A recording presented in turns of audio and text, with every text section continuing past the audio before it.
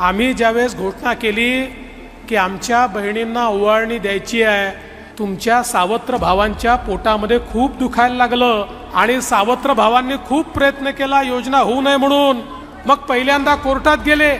कोर्टाने त्यांना नाकारल्यानंतर काय केलं माहितीये, जाणीवपूर्वक फॉर्म भरून घेतले आणि त्याच्यावर पुरुषांचे फोटो लावले, जेणेकरून महिलांना नंतर सांगता येईल तुमचे फॉर्म तर आम्ही सरकारला दिले होते, पण सरकारने ते फॉर्म स्वीकारले नाही. काही ठिकाणी तर मोटरसायकलचे फोटो लावले, कोणी बगीचाचे फोटो लावले. जाणीवपूर्वक अशा प्रकारचे फोटो लावून हे फॉर्म रिजेक्ट झाले पाहिजे आणि महिलांपर्यंत पैसे पोचू नये अशा प्रकारचा प्रयत्न झाला. हेही करून हे लोक थांबले नाहीत. आपल्या पोर्टलवर मोठ्या प्रमाणात जंक डेटा त्यांनी टाकला, जेणेकरून हे पोर्टल स्लो झालं पाहिजे, हे पोर्टल बंद पडलं पाहिजे. मध्ये 4-5 दिवस ते पोर्टल बंद होतं. मग याच लोकांनी हाहाकार सुरू केला, पोर्टल बंद, पोर्टल बंद, पोर्टल बंद.